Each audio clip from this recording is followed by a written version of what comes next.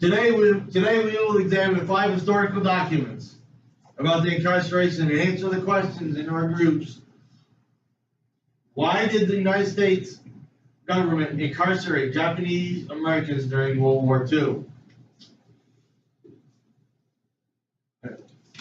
So this is what we're going to be doing today. Is we're going to be looking at this question, and we're going to be examining this one central question right here. Why did the United States government incarcerate Japanese Americans during World War II? Now what we're going to do is we're going to watch a little short documentary. But you guys need to take notes, because the first question on your worksheet is going to be about this video. You need to take some notes on the video. Really quickly, I'm going to let you see what that sheet looks like so you know what you're going to be expecting. These newsreels are how a lot of the Americans got their news back in the 40s and stuff, because TV was just getting started, and a lot of people still didn't have TV because TVs were expensive. So when they would go to the movies, which a lot of people, back in 1940, a lot of people still went to the movies. A lot of people went to the movies. You know how today they show, clips of upcoming movies, and then they'll show little, stuff before the movie. That's what these were back in the 40s. They were little newsreels that they would show before the movies. That's how, like I said, a lot of people got that's how a lot of people got their news. Okay.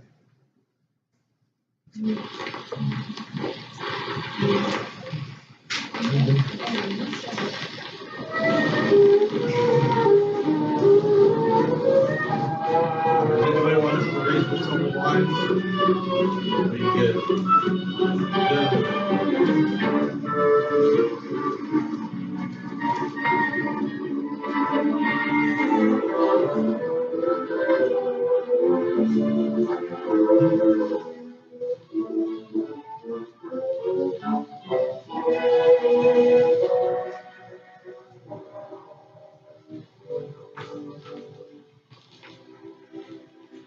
When the Japanese attacked Pearl Harbor, our west coast became a potential combat zone. Living in that zone were more than 100,000 persons of Japanese ancestry, 2/3 of them American citizens, 1/3 aliens. We knew that some among them were potentially dangerous. Most were loyal. But no one knew what would happen among this concentrated population if Japanese forces should try to invade our shores. Military authorities therefore determined that all of them, citizens and aliens alike, would have to move. This picture tells how the mass migration was accomplished. Neither the Army nor the War Relocation Authority relished the idea of taking men, women, and children from their homes, their shops, and their farms. So the military and civilian agencies alike determined to do the job as a democracy should, with real consideration for the people involved. First attention was given to the problems of sabotage and espionage. Now, here at San Francisco, for example, convoys were being made up within sight of possible Axis agents. There were more Japanese in Los Angeles than in any other area. In nearby San Pedro, houses and hotels occupied almost exclusively by Japanese were within a stone's throw of a naval air base, shipyards, oil wells. Japanese fishermen had every opportunity to watch the movement of our ships. Japanese farmers were living close to vital aircraft plants. So, as a first step, all Japanese were required to move from critical areas such as these. But of course, this limited evacuation was a solution to only part of the problem. The larger problem, the uncertainty of what would happen among these people in case of a Japanese invasion, still remained. That is why the commanding general of the Western Defense Command determined that all Japanese within the coastal area should move inland. Immediately, the Army began mapping evacuation areas and for a time encouraged the Japanese to leave voluntarily. The trouble for the voluntary evacuees soon threatened in their new locations. So the program was quickly put on a planned and protected basis. Thereafter, the American citizen Japanese and Japanese aliens made their plans in accordance with Army orders. Notices were posted. All persons of Japanese descent were required to register. They gathered in their own churches and schools, and the Japanese themselves cheerfully handled the enormous paperwork involved in the migration. Civilian physicians made preliminary medical examinations. Government agencies helped in 100 ways. They helped the evacuees find tenants for their farms. They helped businessmen lease, sell, or store their property. This aid was financed by the government. The quick disposal of property often involved financial sacrifice for the evacuees. Now the actual migration got underway.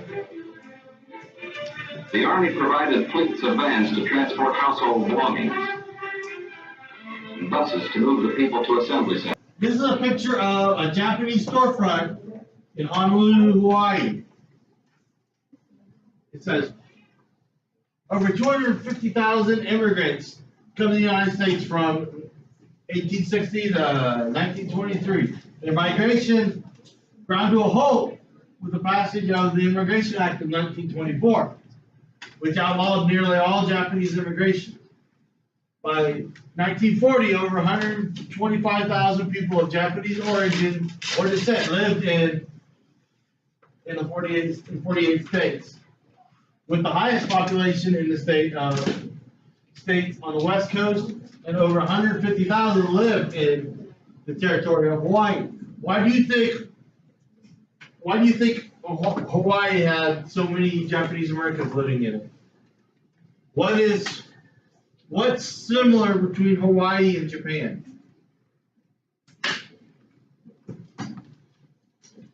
They speak a different language.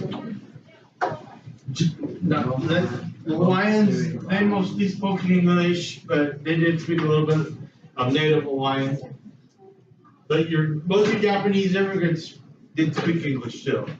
But what's Hawaii?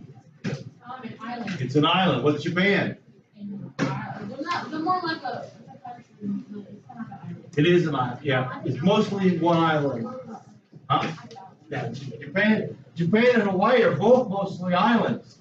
And also Hawaii is closer to Japan than anywhere else in the United States. Okay. Now here's a picture of the bombing of Pearl Harbor. On December 7th, 1941, Japan attacked the American military base at Pearl Harbor, Hawaii, killing 2,400 people. The United States declared war on Japan the next day. And 4 days later, Germany and Italy, who were allied to Japan, declared war on the United States. The United States was now fully immersed in World War II.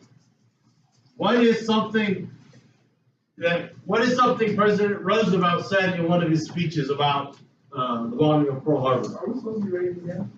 No, you're going to be taking notes on the newsreel that we're going to watch next. Yes. What is something that President Roosevelt said in one of his speeches about the bombing of Pearl Harbor? What did he say about that day? Okay, President Roosevelt said that December 7th, 1941 was a day to live in infamy because of how destructive it was. Okay. Okay, on February 19th, 1942, which is just a little bit over a couple months after the bombing of Pearl Harbor, President Roosevelt signed Executive Order 9066. The order declared that the Secretary of War and other military commanders had the power to establish military areas within the United States and to exclude any or all persons from these areas. Military leaders then designated California, Southern Arizona, Western Oregon, and Western Washington as military areas in order to the removal of all people of Japanese descent from these areas, regardless of whether they were American citizens or not. As you can see, this area right in here